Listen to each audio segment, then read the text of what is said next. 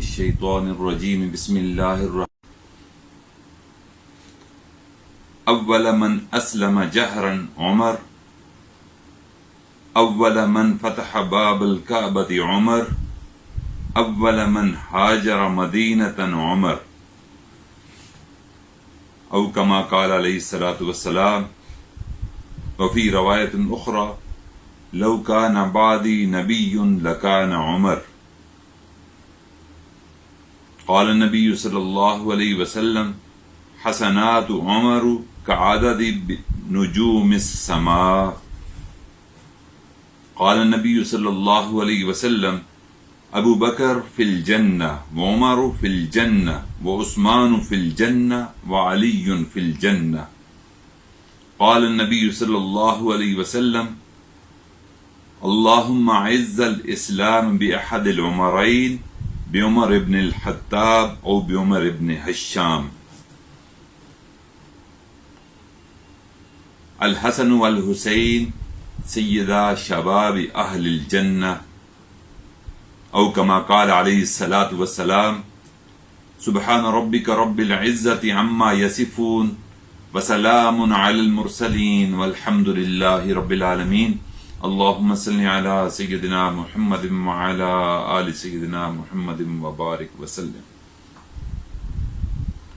عمر قابل، عمر قبول و عمر مقبول، عمر دعائے پیغمبر، عمر مراد رسول صلی اللہ علیہ وسلم. صدیق عکس حسن کمال محمد است، فاروق ذل جاہ و جلال محمد است، عثمان شمع ضیاء جمال محمد است، حیدر باغ و بہار حصال محمد است صلی اللہ علیہ وسلم.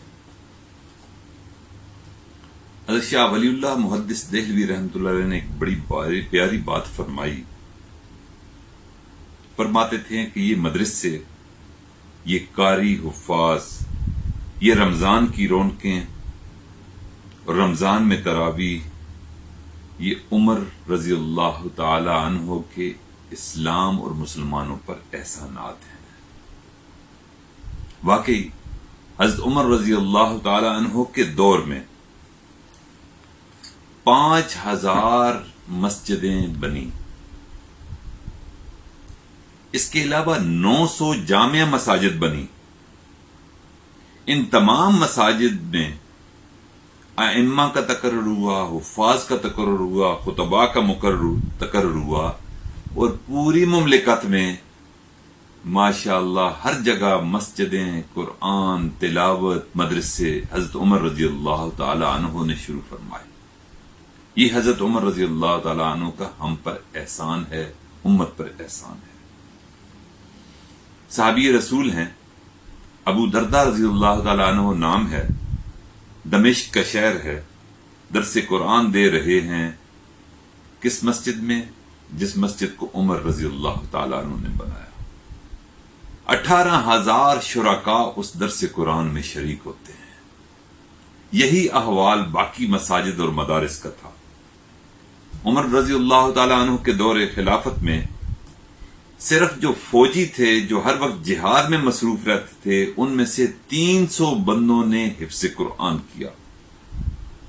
17,000 صحابہ و اہل بیت کے بچے حافظ قرآن بن گئے. یہ بات تو اس حد تک بالکل ٹھیک ہے کہ قرآن کو جمع کرنے والے حضرت سیدنا عثمان رضی اللہ تعالیٰ عنہ تھے، لیکن اس کام کے لیے جو محرک تھے، جنہوں نے داعیہ پیدا کیا، وہ حضرت عمر رضی اللہ تعالیٰ عنہ تھے.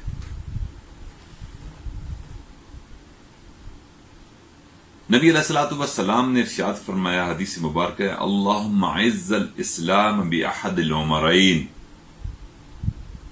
جس طرح ابراہیم خلیل اللہ علیہ السلام نے دعا کی تھی، تو نبی علیہ الصلوۃ والسلام اس دنیا میں ان کی قبولیت بن کر آئے. اسی طرح نبی علیہ الصلوۃ والسلام نے دعا کی، فاروق رضی اللہ تعالی عنہ ان کی قبولیت بن کر آئے. خلیل اللہ کا مدعا کیا تھا؟ حضور نبی کریم صلی اللہ علیہ وسلم. پیغمبر کا سوال کیا تھا؟ عمر فاروق رضی اللہ تعالیٰ عنہ. ابراہیم خلیل اللہ نے دعا مانگی، قبولیت 5000 سال بعد میں ہوئی۔ پیغمبر نے سویرے دعا مانگی، شام کو دعا قبول ہو گئی۔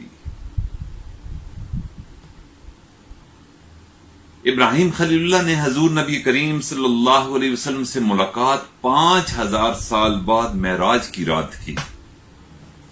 قربان جائیں نبی کریم صلی اللہ علیہ وسلم کی ذات اقدس پر کہ دل بھر کے منہ سے مانگی ہوئی دعا اللہ تعالیٰ نے یوں قبول کی کہ اسی دن شام تک ملاقات، شام سے پہلے ملاقات ہو گئی، اور ملاقات بھی ایسی کہ قیامت تک جدائی کا کوئی تصور ہی نہیں، روزے میں بھی اکٹھے ہیں۔ اس لیے میرے بھائی دعا بہت کچھ کرتی ہے۔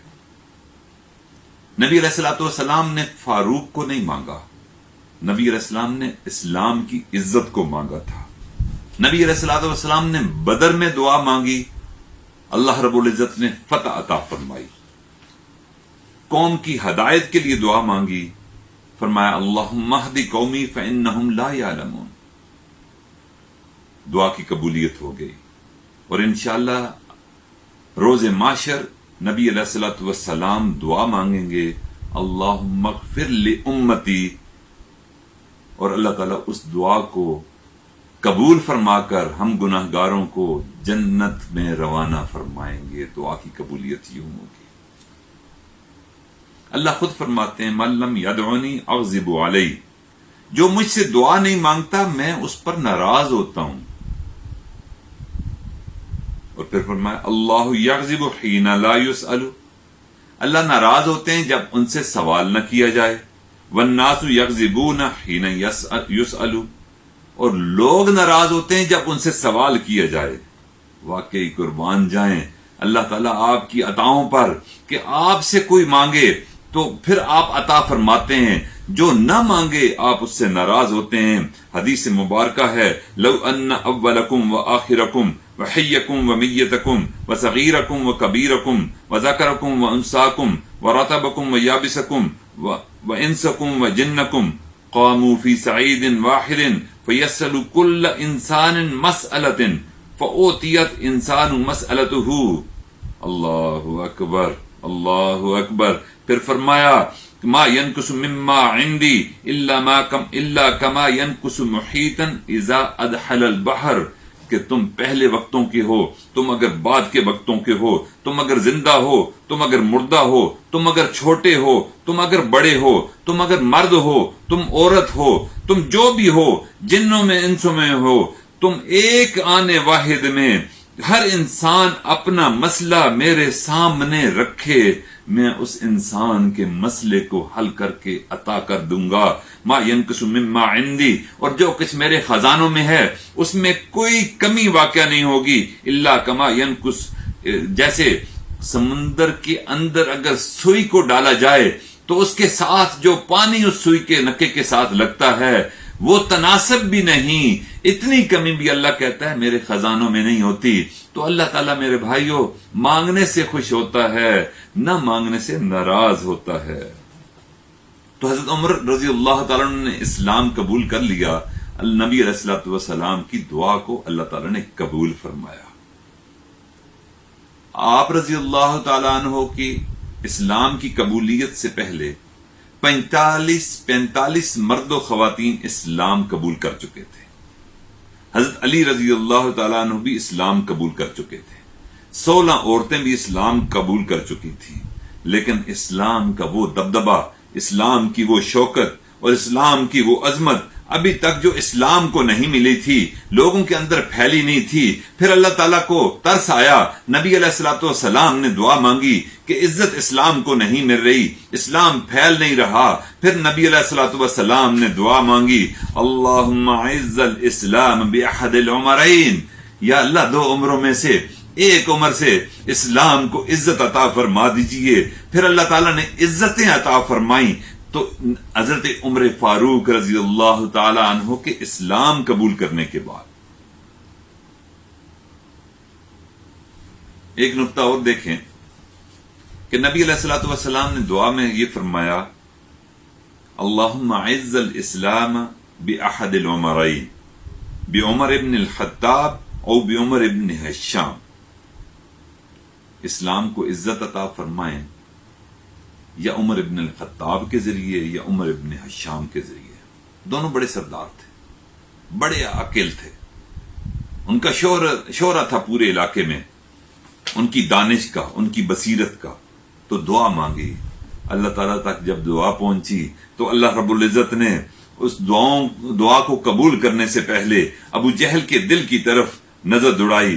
ابو جہل کے دل کو مردہ پایا، افسردہ پایا، ابو جہل کو زندیق پایا، ابو جہل کو بے دین پایا، بدترین پایا، لعین پایا، اور فرمایا کہ میرے محبوب وہ تیرا دشمن ہے، میں اس کو کتے کی موت مرواؤں گا، اس کو میں اپنے لڑکے سے مرواؤں گا، پتھروں سے مرواؤں گا، جنازہ بھی نہیں ہوگا، قبر کا نشان بھی نہیں ہوگا، لعنت کا توق اس کے گلے میں ہوگا. پھر فرمایا کہ نہیں ابو جہل نہیں بلکہ عمر ابن خطاب ہوگا، میں اس سے دروازے بھی کھلواؤں گا، تیرے دروازے پہ لاؤں گا، تو اس سے استقبال بھی کرواؤں گا، اور اس کے اسلام لانے پر نعرے تکبیر بھی بلند کرواؤں گا، لوگوں سے خوشیاں منواؤں گا، فاروق سے کلمہ پڑھوا کر اس کی بیٹی سے تیرے گھر کو بھی بساؤں گا، ساتھ بھیج کر کعبے کے دروازے بھی کھلواؤں گا، فاروق بناؤں گا. میرے بھائیوں، میرے دل با تیرے بعد اس کے ہاتھ سے دین کا جھنڈا بلند کرواؤں گا، دیکھ لینا قیامت تک میں تیرے ساتھ اس کو سلواؤں گا. روزے قیامت روزے سے اٹھ کر جنت بھی تیرے ساتھ جنت میں روانہ کر دوں گا. میرے بھائیوں، پھر اللہ تعالیٰ نے عمر ابن الخطاب کو اسلام سے عزت عطا فرمائی.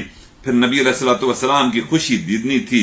فاروق رضی اللہ تعالی عنہ کے آنے سے حضور نبی کریم صلی اللہ علیہ وسلم نے از خود خوشی منائی. حضور پاک صلی اللہ علیہ وسلم مدینہ تشریف لاتے ہیں، سارا مدینہ منتظر، مدینہ منورہ سے فاتح بن کر مکہ مکرمہ تشریف لاتے ہیں، پورا مکہ مکرمہ منتظر کہ نبی پاک صلی اللہ علیہ وسلم تشریف لا رہے ہیں فاتح ہو کر.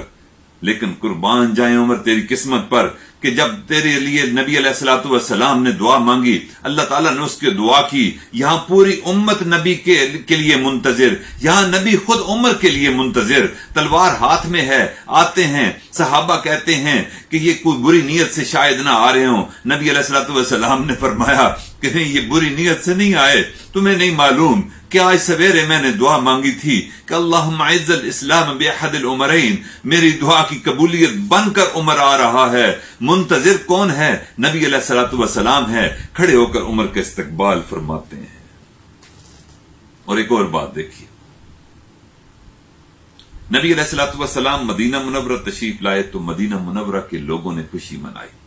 قباء کے مقام پر استقبال فرمایا، بچیوں نے دف بجائے اور آپ کا استقبال فرمایا اور خوشی منائی. مدینہ منورہ سے آپ مکہ مکرمہ تشریف لے گئے فاتح بن کر، تو اہل مکہ نے خوشی منائی. قربان جائیں عمر آپ کی قسمت پر کہ وہاں تو لوگوں نے خوشیاں منائی، یہاں خوشی منانے والا کوئی اور نہیں.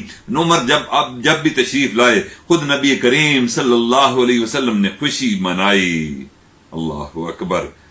پھر آپ کے بارے میں نبی علیہ الصلوۃ والسلام کی والہانہ محبت کا اندازہ لگائیے کہ آپ فرماتے ہیں کہ باپ فوت ہو جائے بچہ روئے گا. اللہ اکبر. باپ فوت ہو جائے بچہ روئے گا، بچہ فوت ہو جائے باپ رو جائے گا، بہن کی موت ہوگی بھائی روئے گا، بھائی کی موت ہوگی بہن روئے گی، بیوی کی موت ہوگی خاوند روئے گا، خاوند کی موت ہوگی بیوی روئے گی. عمر جب تو دنیا سے رخصت ہوگا تو قیامت تک محمد کا اسلام روتا نظر آئے گا. واقعی ایسی بات تھی کہ انگریز مورخین بھی کہتے ہیں کہ یہ ایک عمر تھا. اگر اس عمر جیسا ایک عمر اور ہوتا تو پوری دنیا پر اسلام کا پرچم لہراتا. میرے بھائیو، نبی علیہ الصلوۃ والسلام ان کی آمد پر خوشی منا رہے ہیں، اور ان کی جو رخصتی تھی اس پر بھی فرما رہے ہیں ان کی اسلام کے لیے خدمات کو دیکھ کر کہ جب عمر تو دنیا سے رخصت ہوئے گا تو قیامت تک محمد صلی اللہ علیہ وسلم کے اسلام روتا نظر آئے گا. اس لیے میرے بھائیو، یہ وہ دن ہیں محرم کے پہلے 10 دن کہ جس میں پہلی محرم کو حضرت عمر فاروق رضی اللہ تعالیٰ عنہ کی شہادت ہوتی ہے، اور پھر 10ویں محرم کو حضرت امام حسین رضی اللہ تعالیٰ عنہ کی شہادت ہوتی ہے۔ میرے بھائی اس میں ایک نقطہ دیکھیں، نقطہ یہ ہے کہ عمر فاروق رضی اللہ تعالیٰ عنہ 27 ذی الحجہ کو نبی کریم صلی اللہ علیہ وسلم کے محراب مبارک میں امامت کے لیے کھڑے ہوتے ہیں۔ ابو لولو پیچھے کھڑا ہے، مجوسی ہے، زہر آلود خنجر اس کے ہاتھ میں ہے۔ عمر فاروق رضی اللہ تعالیٰ عنہ کے منہ مبارک سے نکلتا ہے اللہ اکبر، اور ساتھ ہی ابو لولو حملہ آور ہوتا ہے۔ عمر فاروق رضی اللہ تعالیٰ عنہ گر جاتے ہیں، گرتے گرتے بھی نماز نہیں چھوڑتے۔ عبد الرحمن ابن عوف کو اشارہ کرتے ہیں کہ نماز شروع ہو چکی، تم آگے آ جاؤ، مسلمانوں کی نماز کو مکمل کرواؤ۔ میرے بھائیوں، محراب رسول، ممبر رسول کے قریب حضرت عمر فاروق رضی اللہ تعالیٰ عنہ زندگی اور موت کی کشمکش ہیں۔ فکر کس چیز کی ہے؟ نماز کی فکر ہے کہ اپنی نماز تو میری ٹوٹ گئی، مجھ پر حملہ ہو چکا، مسلمانوں کی نماز نہ چھوٹے۔ عبد الرحمن ابن عوف کو اپنا نائب بنا کر مصلی پڑھ کر دیا، اور پھر 10 محرم کو چشم فلک نے دیکھا کہ یزید کی فوج ہے، ابن زیاد مقابلے میں ہے، ہزاروں کا لشکر ہے، اور یہاں صرف خاندان نبوت ہے۔ جب وقت نماز آتا ہے، حضرت امام حسین رضی اللہ تعالیٰ عنہ اپنی جان کی پرواہ کیے بغیر نماز کے لیے کھڑے ہو جاتے ہیں، اور پھر اس وقت کہ جب جان کے لالے پڑے ہوئے ہوں، لیکن وہ اپنے رب کو راضی کرنے کی فکر میں، نماز کی حالت میں، سجدے کی حالت میں اس دنیا سے رخصت ہوتے ہیں۔ اور پھر وہ سجدہ بھی ایسا قابل رشک سجدہ کہ وہ سجدہ جس پر عبادت بھی رشک کرے، وہ سجدہ جو عبادتوں کا سرتاج بن جایا کرتا ہے، وہ سجدہ وہ جو تمام سجدوں کا چیئرمین بن جایا کرتا ہے، وہ سجدہ جس کے سجدوں پر لاکھوں سجدے قربان کر دیے جائیں، وہ یہ ایک سجدہ ہے کہ انسان کے خلیفۃ اللہ بننے کی بات سمجھ میں آتی ہے۔ اور یہ بات حضرت امام حسین جانتے تھے۔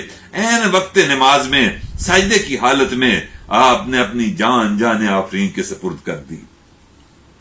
میرے بھائیو، یہ جو شہادت ہے، اس کے بارے میں اللہ تعالیٰ خود ارشاد فرماتے ہیں کہ ان الذین قالوا ربنا اللہ، بے شک جن لوگوں نے کہا کہ ہمارا رب اللہ ہے، اور پھر اس پر جم گئے، ثم استقاموا تتنزل علیہم الملائکہ، ان کی طرف فرشتے بھیجے جائیں گے، اللہ تخافوا ولا تحزنوا، نہ ان کو کوئی خوف ہوگا اور نہ کوئی غم ہوگا، وابشروا بالجنہ، ان کی طرف فرشتے بھیجے جائیں گے جو ان کو جنتوں کی بشارت دیں گے۔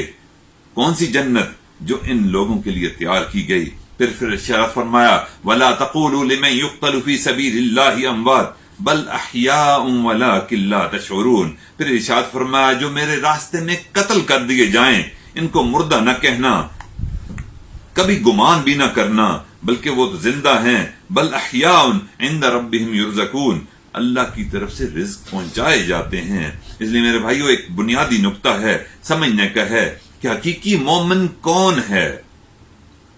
حقیقی مومن وہی ہے کہ جس نے کلمہ پڑھ کر اللہ سے سودا کر لیا، اور اللہ سے اپنی جان کے عوض سودا کر لیا، اپنے مال کے عوض سودا کر لیا۔ اور اللہ تعالیٰ نے قرآن پاک میں بھی ارشاد فرمایا ان اللہ اشترى من المؤمنین انفسهم واموالهم بان لهم الجنہ، کیا ملے گا؟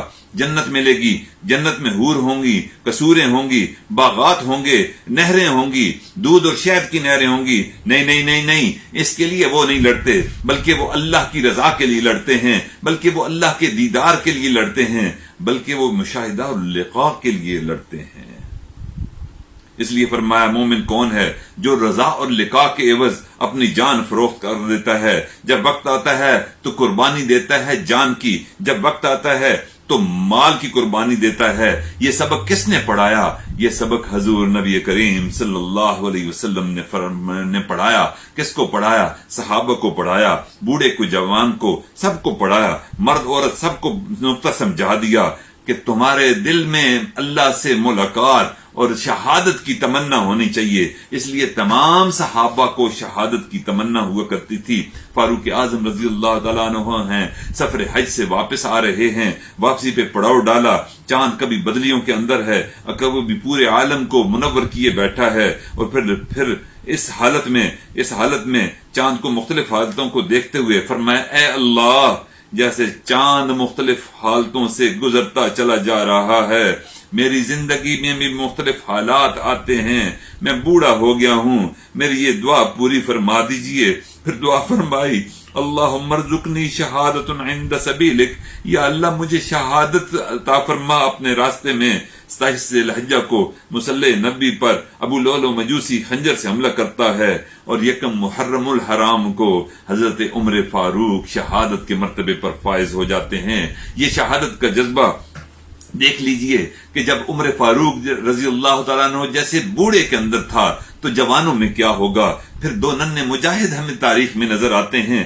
بدر کا میدان ہے، مجاہدین کا نام ہے معاذ، دوسرے کا نام ہے معوذ. بڑے دونوں بچپن میں ہیں، تھوڑا سا ایک بڑا ہے، دوسرا تھوڑا سا چھوٹا ہے. بڑے کو نبی کریم صلی اللہ علیہ وسلم اجازت دے دیتے ہیں کہ تم جہاد میں میرے ساتھ شامل ہو سکتے ہو. چھوٹے کو منع فرما دیا. چھوٹے نے کہا کہ نبی کریم صلی اللہ علیہ وسلم مجھے بھی اجازت دے دیجئے، میرا بڑا بھائی جا رہا ہے، میرے دل میں بھی شہادت کی تمنا ہے، میں بھی لڑنا چاہتا ہوں کفار کو، آپ کو اکیلا چھوڑ نہیں سکتا، مہربانی فرمائیے مجھے اجازت دے دیجئے. نبی علیہ الصلوۃ والسلام نے اجازت نہ دی. پھر اس نے ایک عجیب بات نبی علیہ الصلوۃ والسلام کے سامنے فرمائی کہ آپ یوں کیجئے، آپ نے میرے بڑے بھائی کو جو جہاد پر جانے کی اجازت دی، بدر کے میدان کو سجانے کی اجازت دی، میں اس سے چھوٹا ہوں، آپ یوں کر لیجئے کہ اس کا اور میرا مقابلہ کروا دیجئے. اگر وہ جیت گیا تو میں جہاد پر نہیں جاؤں گا، اگر میں جیت گیا تو اس کے ساتھ ساتھ مجھے بھی جہاد پر روانہ کر دیجئے.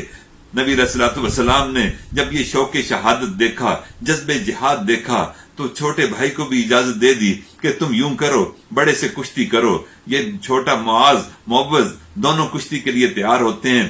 چھوٹا بھائی بڑے کے کان میں کہتا ہے بھائی تمہیں تو اجازت مل چکی، میں محروم رہ گیا، میں حضور نبی کریم صلی اللہ علیہ وسلم کے ساتھ نہیں جا سکتا، مہربانی کر، تو مجھ سے بڑا ہے، مجھ سے زور بھی زیادہ ہے، طاقت بھی زیادہ ہے، تو جیت سکتا ہے، لیکن مہربانی کر کے تم جھوٹ سے گر جانا، میں تیرے اوپر سوار ہو جاؤں گا، تم بھی جہاد میں چلا جائے گا، میں کشتی جیت کر نبی علیہ الصلوۃ والسلام مجھے بھی جہاد میں جانے کی اجازت دے دیں گے. چنانچہ یہ جذب جہاد کو دیکھتے ہوئے جب نبی علیہ الصلوۃ والسلام نے کشتی کروائی تو منصوبے کے تحت چھوٹے بھائی نے بڑے بھائی کو گرا لیا اور اس کے سینے پر سوار ہو کر نبی علیہ الصلوۃ والسلام کی طرف دعائی جو ہے نا وہ سوالیہ نشان سے دیکھنے لگا کہ دیکھا میں نے آپ سے کہا تھا کہ میں اگر گرا لوں تو مجھے جہاد کے میدان میں روانہ کر دیں گے، بدر میں مجھے ساتھ لے جائیں گے.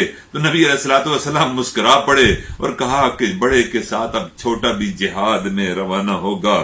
دونوں بھائی گئے اور دونوں بھائیوں نے پھر اسی بدر کے مارکے میں جام شہادت کو نوش کیا.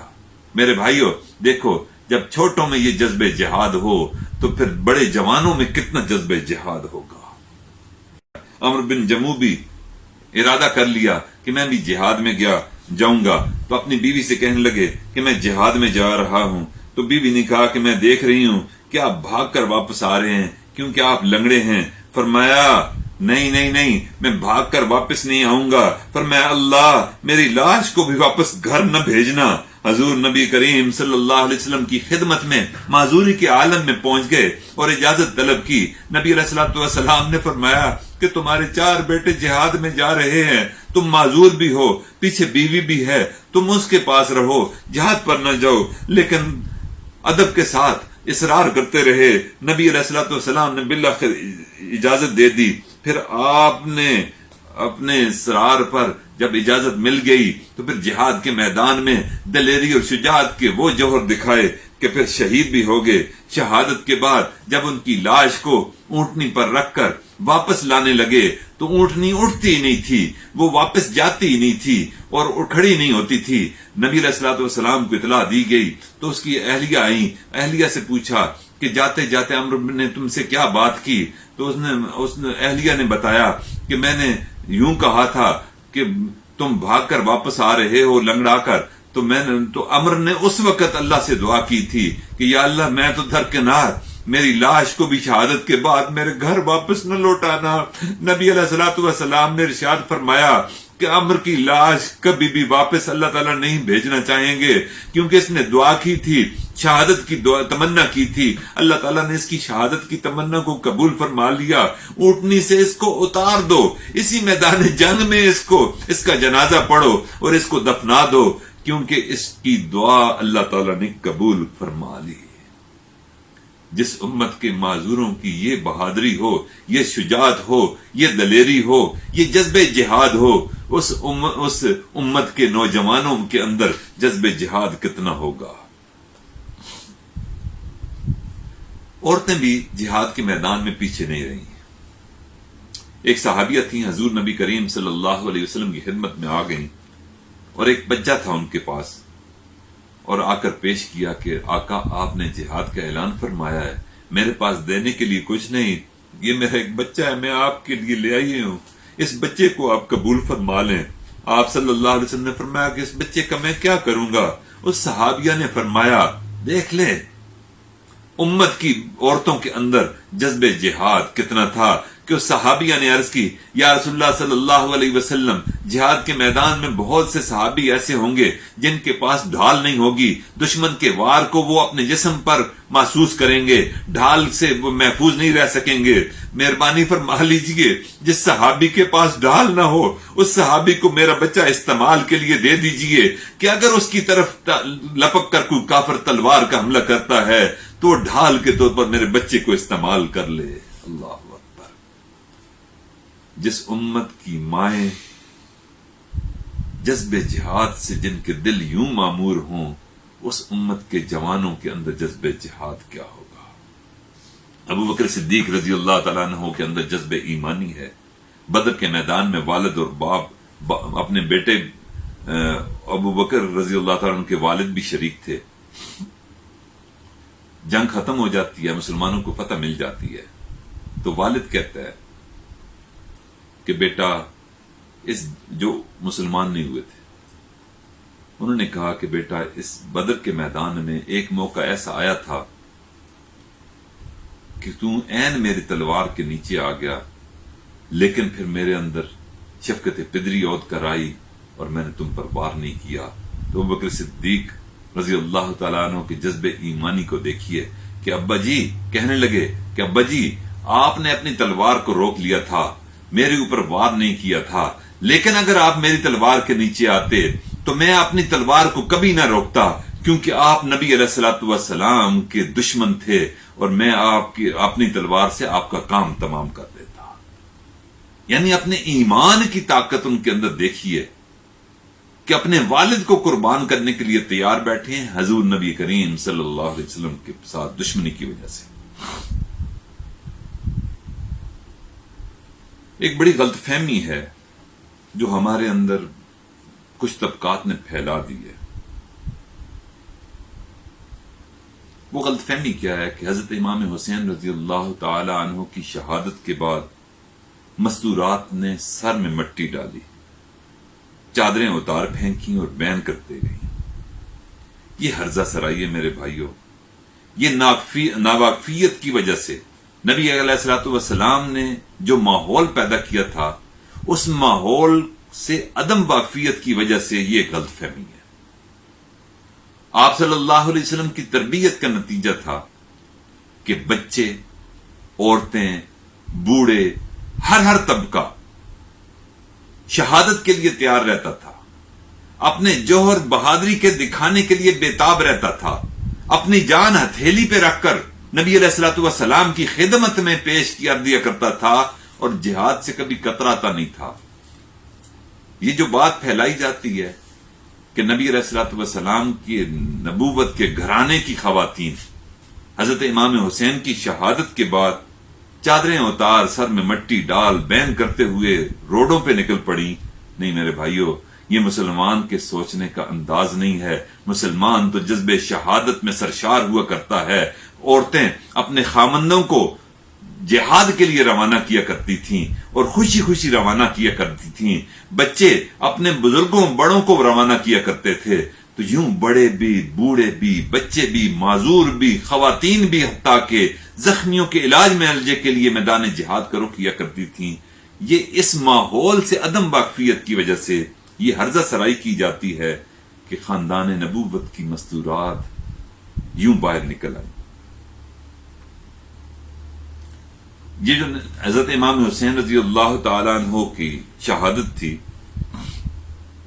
اس شہادت کے جذبے کی بنیاد نبی علیہ الصلوۃ والسلام نے رکھی. پھر اس شاخ آتے گئے اور اس کی عمارت کھڑی ہوتی گئی، ایک شہادتوں کی طویل داستان. یعنی یوں سمجھ لیں کہ وہ جو عمارت تھی شہادت کی، اس میں ہر ایک مسلمان اپنے حصے کی اینٹ لگاتا جاتا اور اسلام کی شہادتوں کی تعمیر، عمارت کی تعمیر یوں مکمل ہوئی ہے.